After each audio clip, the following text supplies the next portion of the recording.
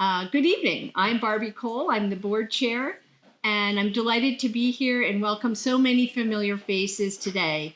Thank you for joining us. I'd also like to warmly welcome those of you that might be new to us or new to the area. What a glorious spring day, and what better place to be than here. The annual meeting returns inside to Gorey Hall, and I'm very happy that Meg and I believe Tom, although I didn't see Tom, Gorey are here with us tonight. And as part of a refresh of our center, you'll notice images of people behind you up along the wall and on the banners, engaging in the work of the Watershed Institute and enjoying our programs. Volunteer scientists, students, campers, advocates, and land stewards. And we hope that you'll also take time to explore the new interactive exhibits, which are behind me, behind those doors, and very exciting. And they've recently been installed thanks to a generous gift. There's always something new to see or do here at the Reserve. And after the formal meeting, I hope you all will join us on an inaugural walk along the very long-awaited and now completed Hickory Loop Boardwalk. I'm honored, yes. I'm honored to be able to recognize several important leaders from our region who are here with us today. Michael Ruger, the mayor of Hopewell Township. Ken Klipstein, the director of watershed protection programs for the New Jersey Water Supply Authority. And Jean Herb and Marjorie Kaplan, leaders at the Rutgers Climate Institute. Welcome. We're so happy you could join us. We have a terrific agenda ahead of us. We will hear from Jim Waltman, our executive director, on the state of the watershed. We will bestow 2 incredible awards that recognize excellence in environmental work. We'll elect our new and second-term trustees, and sadly, we will say goodbye and thank you to a few retiring trustees. We come here together tonight on ancient and precious lands inhabited by the Lenni Lenape. This land is part of their homeland and ancestral territory. We honor Lenape peoples, past, present, and future, for their knowledge, culture, traditions, and leadership in land and water conservation. As I'm coming to the end of my second year as board chair, I feel as though this organization and its leadership is stronger than ever, and the work that we do is more impactful and relevant than any time in its 74-year history, as we and the world face significant environmental headwinds. The challenges facing our water and watersheds is more complicated than ever before. Climate change is fundamentally changing the water cycle. More dramatic rainfall and devastating flooding, contrasted by periods of drought, the explosion of toxic algal blooms, polluted runoff, loss of habitat, and filtering forests and meadows means that the work we do here is critically important and becomes more so every day. The Watershed Institute believes that clean water is a fundamental human right, and our values statement articulates our pledge to work towards environmental justice. The Watershed Institute is committed to providing real solutions to real problems to the communities we serve and is a statewide resource. We teach and share strategies and solutions through advocacy, education, and science work, through outreach, as well as here on our 950-acre reserve and in the Environmental Center. To ensure that the watershed responds effectively to these challenges and retools itself appropriately, the boards of trustees and staff, and with the staff of the watershed, began work on a 5-year strategic plan at the end of 2022. We will continue this work through the summer. The plan and the process of creating it will represent a shared vision of our key strategic priorities, what we are trying to accomplish in the next 5 years, and why. The resulting plan will be a comprehensive and systematic management tool designed to help the watershed chart its course, set priorities, make decisions, and manage resources to achieve our mission in a changing world. It will include steps towards putting the plan into practice with defined measurement goals.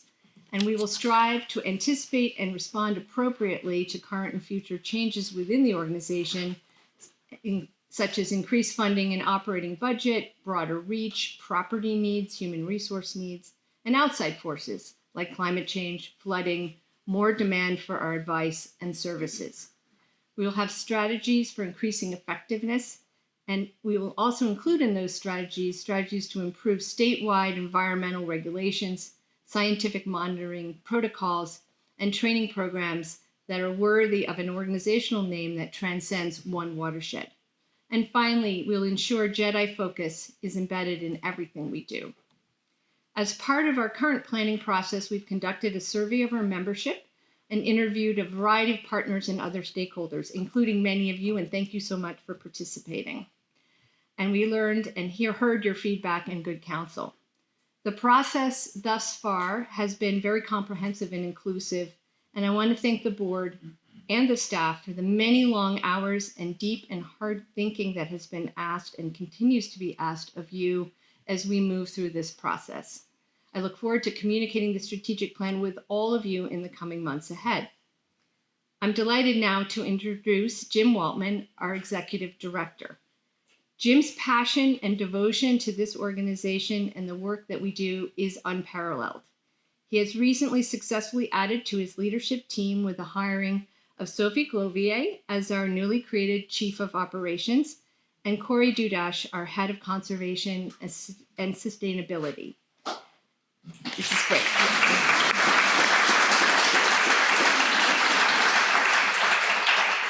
As a result of this expanded team, you may see more of Jim on the road and in print, expanding our reach and partnerships and advocating for those that do not have a voice.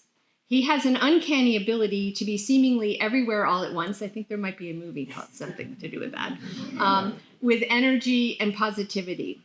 Through his leadership, passion, hard work, collaborative nature, and keen intellect, the Watershed Institute is becoming the premier center for learning and leadership on watershed health, water resources protection, and community resiliency in the face of climate change in New Jersey. So please join me in welcoming Jim Waltman.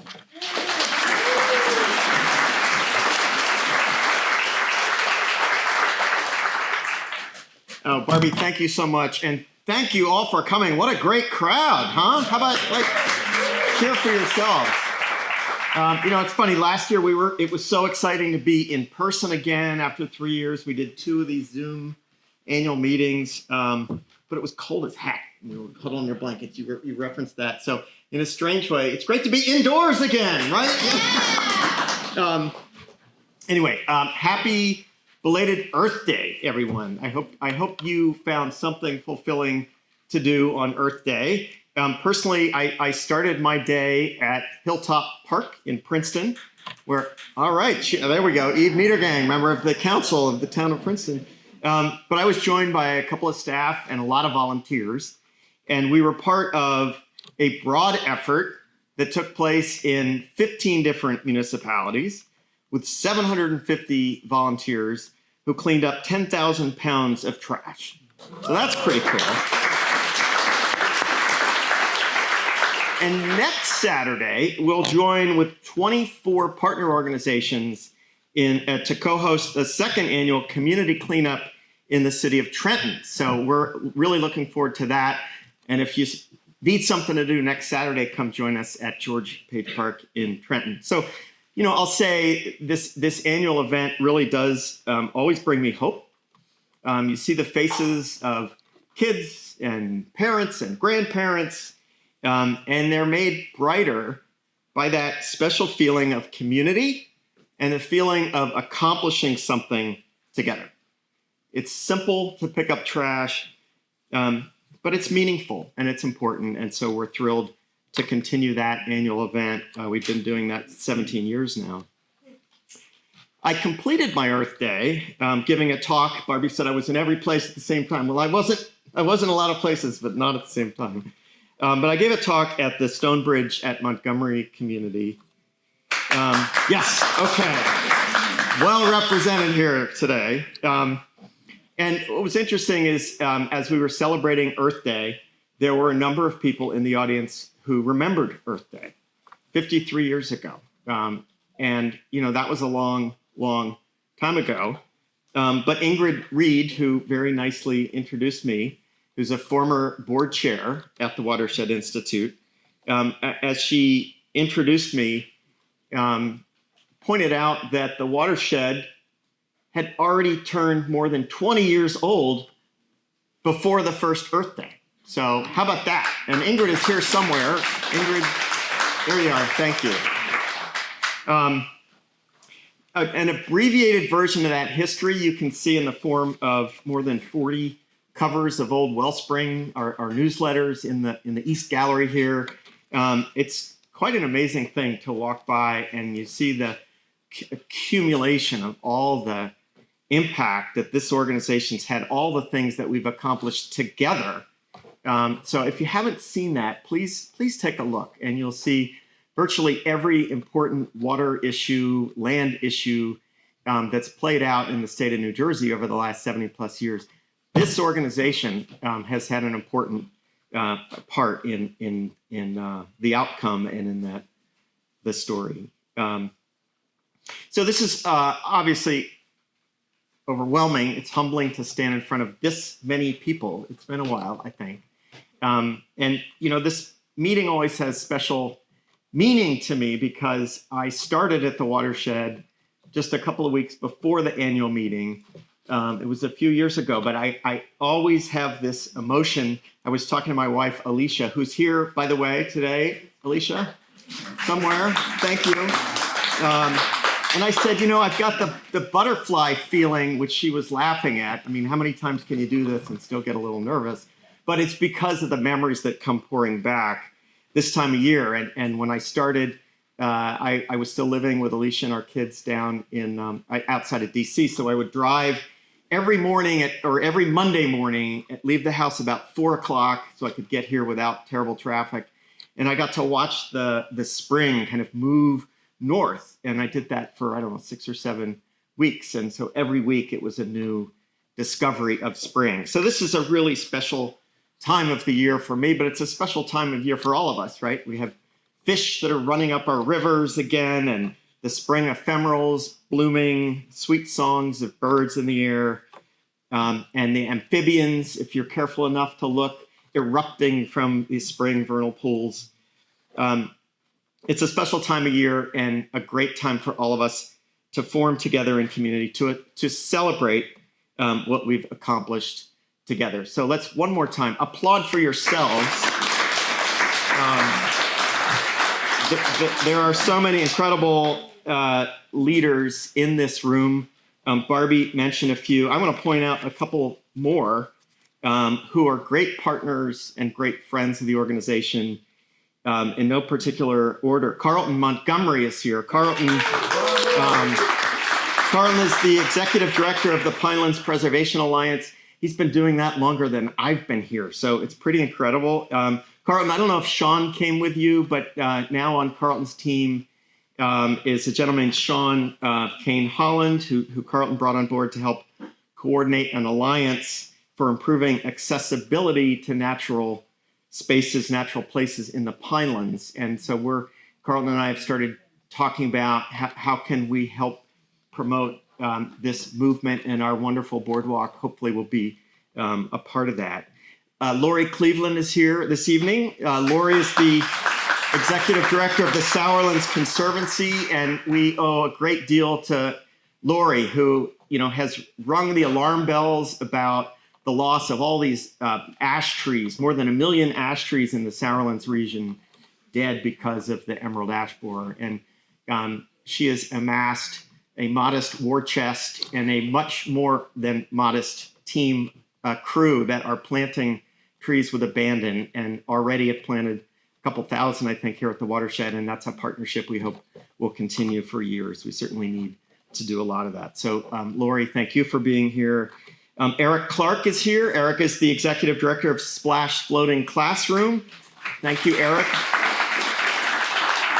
Eric is a partner in experiential environmental education and is working towards having a floating classroom once again out on the Delaware River, and we're looking forward to that happening once again.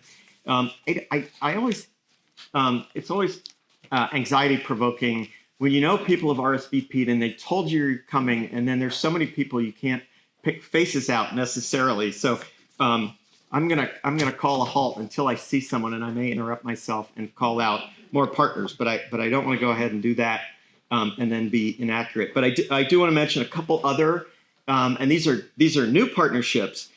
James Klett is here tonight. James, with his brother, is the co-founder and manager of Fairgrown Farm.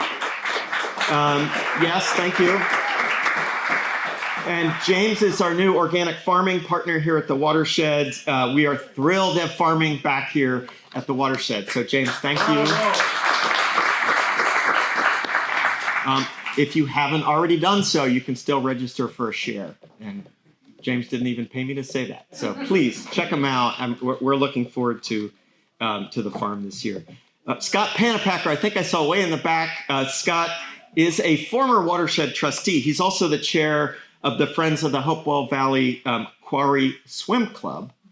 And so we're excited that some of our campers are going to journey to the quarry this summer with an exciting new adventure, a little new element of the Watershed Nature Camp. So Scott, thanks for coming today. Okay.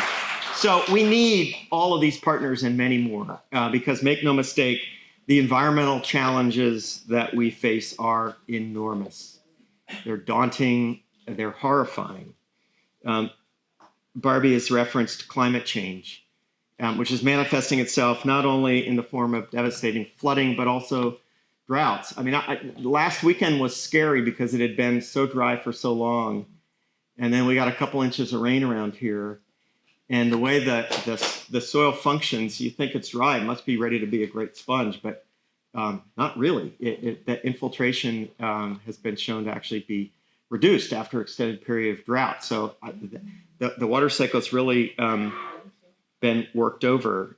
Destruction of forests from land development, invasive species, and also ill-conceived management programs. Our DEP in a couple places in the state in what they thought was a well-meaning approach has torn down mature forests to create young habitat for some species that admittedly require younger habitat, but we've got to turn that around and protect our old forests.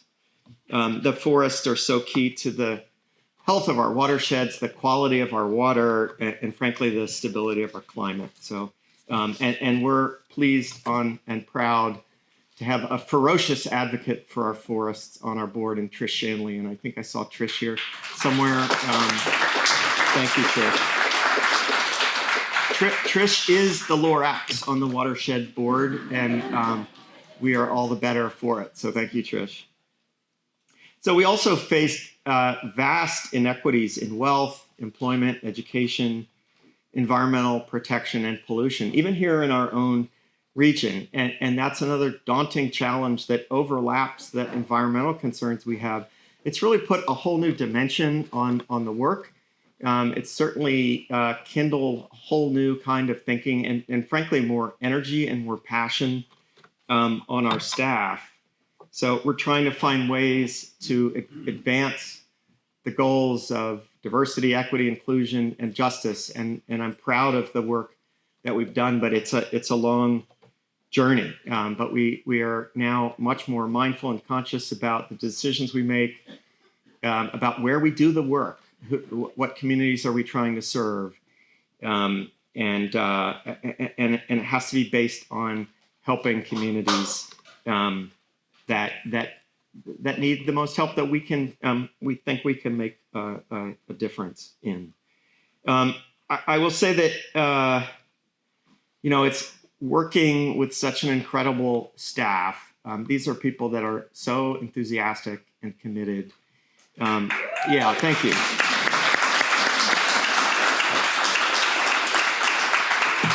I can't help myself but be at least a little bit hopeful when I'm around there. And let's face it, how would any of us get out of bed in the morning if we didn't have at least a little bit of hope, right? So if you need some hope, come here and hang out with our staff, and I think you will feel it. They're earning real results too, and I just want to take a couple of minutes to talk about some of the accomplishments. So, you can now see it clearly what the work of this organization is. Everybody repeat after me: conservation, advocacy, science, education. All right, okay. So now we got that down. If you can't remember that, then there's a trick that Tom Gorey came up with years ago, that if you just use the first letter, CASE, there's a great acronym that says CASE. So we make the case for clean water. There you go.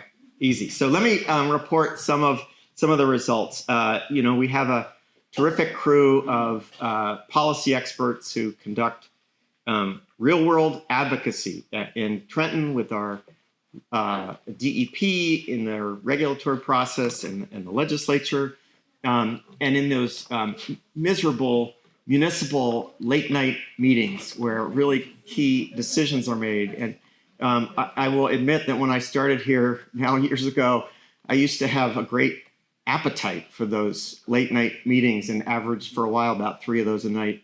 I lost my appetite, but fortunately we have great staff that do that work. And so let me mention a couple things that are really important policies.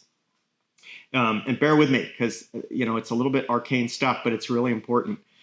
So earlier this year, DEP will be into the future. And so they've been working on adopting policies that address that reality. Now, the pace at which the new policies have been adopted has made us a little disappointed, but they did propose a new rule at the beginning of the year that we hope will be finalized very soon. But it will require that the stormwater mitigation systems, so when someone builds a major new development in the state, they have to design and then install a system that will mitigate the polluted runoff that would otherwise come off the new development. And so the new policy and the new regulation will say, actually, they have to design for the storms that are anticipated in the year 2100, not just the average of the storms over the last century. So that's a huge new policy, which, again, we're a little frustrated by the timing, but I think that's a bold policy that we can feel very, very good about. So we'll give that one a little bit of applause. We spend a lot of time working on stormwater. We're kind of geeky out on that. I know another man who I'm looking at right now who's the ultimate geek on stormwater. We're going to talk about him a little later. But DEP has also modified the stormwater permits that they issue to the towns in this state. And this is really key. This is the epitome of arcana in a program called MS4, of all things, Municipal Separate Storm Sewer Systems. Say that 10 times fast. In the past, the towns have gotten these permits, and essentially the bar has been pretty low. It's been, well, don't allow the problem to get too much worse. More or less is how it's functioned. But the new standard, which will take years to implement, is much more aggressive, and it's going to challenge towns to understand the problems they already have, the water problems they already have, and build plans to address those. So the deal is, okay, you're going to get a permit from us to discharge stormwater in your town, but you got to work on a plan to clean the mess up that's already there. So again, this policy, these regulations are really arcana stuff, but trust me, these are really important policy advances. They sound simple and logical. I'll say that latter policy, we sued to try to get the agency to implement several years ago. And then we feel really good that now they've gone ahead and done that. So let me give a shout out to Mike Pissarro, who's our policy director, who's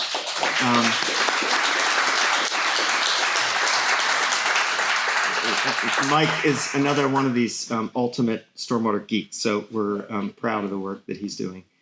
Switching gears a little bit, but Barbie's already alluded to the work we've been doing on the reserve with Corey Dudash leading the way. Our staff are making really important progress, removing invasive species, planting native trees and shrubs, trying to protect the old forest that we have, and trying to figure out how we can get on a maintenance schedule to catch up on all the deferred maintenance or a chunk of it and then keep up with that. We are blessed to have these incredible old buildings in addition to this beautiful, still new building, and we have an obligation to take care of that. So they're working really hard. I hope you'll have a minute to enjoy the boardwalk after the meeting, and there's more that's coming. I trust you. I'm going to take a quick time out, and here's another hopeful thought, and this one might blow your mind or you might yawn, but there is a very large machine that's just driven up our driveway and is now perched in the middle of a little of our lawn.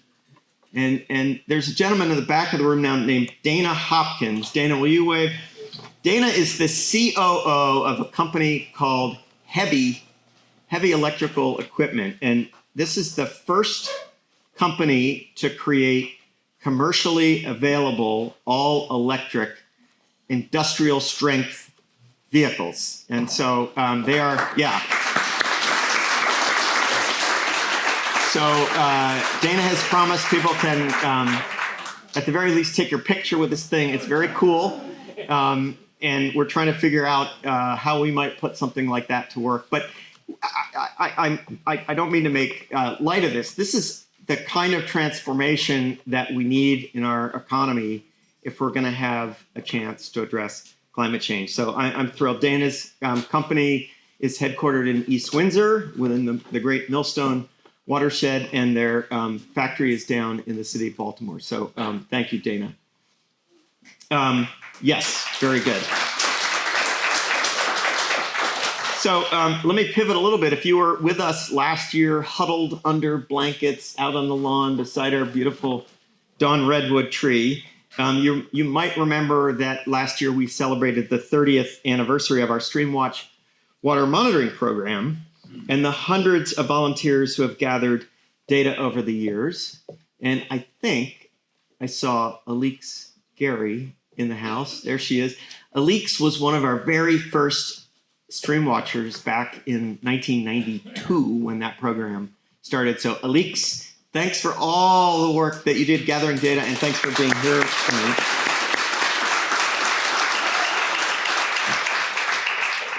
So this year, with funds provided by an anonymous donor, we've purchased new equipment to upgrade our field and lab methodologies, and are piloting a new program called Streamwatch Schools that we're really excited about. The program is engaging students in the practice of monitoring water near their schools and identifying ways to address factors that may be degrading those local streams. And you are going to hear from a teacher tonight who's helping pilot that program a little later in the program. So, you know, perhaps the hardest work we do is engaging in communities where, frankly, the Watershed Institute wasn't invested in for most of our history. And that's overburdened communities like Trenton, Manville, and even the little town of Hightstown. And we know that these towns and others like them face particularly challenging flooding and water pollution problems. So when we think about our goals, how do we advance issues of equity and inclusion and justice as a nonprofit water protection organization? I'm always very focused on the overlap. Where are there water issues that are important in communities where we might be able to help make a difference? And so I'm really proud of the work, and this is work that's the product of real integration across our departments. So our science, education, and advocacy teams are working together to build new programs and partnerships in Greater Trenton, and particularly focused around the Assunpink Creek, the East Trenton area.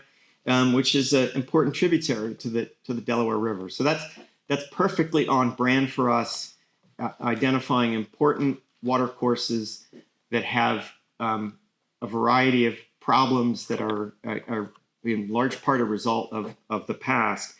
It makes perfect sense for us to engage there. We're very pleased and grateful and blessed to have the Robert Wood Johnson Foundation as a supporter, and they just upped their ante for us for this year going forward. So this is going to let us create more opportunities for students from the greater Trenton area to attend our Watershed Nature Camp, our Watershed Academy for high school students. It's helping us engage more with the Trenton Public Schools and civic organizations in Trenton to create programs. So this is a real key part of our effort to advance these issues of, we call them JEDI, Justice, Equity, Diversity, Inclusion. We released a report a little earlier this year, and if you haven't taken a look at that, I hope you will, and it describes our initial work and progress on that front. So, as I've said, the issues that we deal with can be pretty weighty.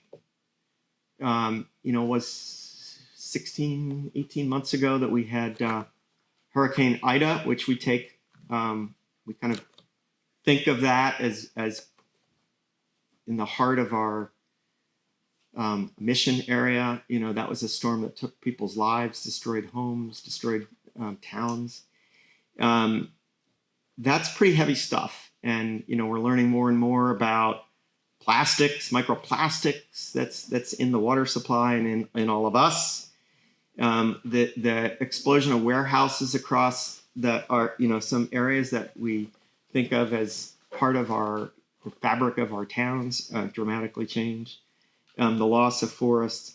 These are all really tough issues, weighty issues. And, as a father of two 20-somethings, I can tell you there's a mental health aspect to this that is scary, impact of these colossal environmental issues. And so we really need to remember that as hard as these issues are, that in addition to helping communities address climate change, and as important it is to address the policy issues, we still need to try to bring the joy. The joy that all of us know from our exposure to nature, water, and the outdoors. And that will always be, at least as long as I'm here, a core part of our work, right? So we've got to understand and examine, research, study, and design solutions and try to implement them and fight for funding to do those heavy things. But we also need to make sure that we're connecting people with the joys of nature and outdoors, empowering curiosity and exploration and discovery, right? Because ultimately that's why we all got into this stuff, right? And we just need to continue to inspire and empower and give, especially young people, agency, some sense that they can make a difference. So I'm really proud of the staff that work here. They do that particularly well. When I started here, I would always say the education staff does that really well. And now it's really across the board. Special shout out to the education staff back there, but everybody that works, yeah, thank you. But really, everybody that works here does that. I say we're all educators, we're all communicators. We all have to be concerned and work in our own ways to share the joy that we have with the work that we do. So one more, let me just thank one more time our incredible staff. They look so good in those blue shirts. Thank you all, guys.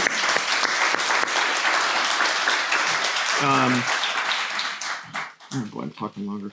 I do want to recognize three staff in particular who have reached a milestone with us. Kevin Walsh, our Chief of Finance and Administration, has just passed his 10-year anniversary. Thank you, Kevin. Corey Dudash, our Director of Conservation and Sustainability. Now, Corey worked for us 4 years. She went off to the private sector thinking the grass was greener, left for a year, came back a year ago. So we count her as a 5-year service. And Alan Polk, our development assistant, and Alan's been with us 5 years now. So Alan, thank you as well. All right, so I'm going to wrap it up. Again, thank you all for coming out. Thank you for your support, your encouragement, your volunteer hours, your partnerships, and the joy that you bring to my face just seeing you here tonight. So thank you very much.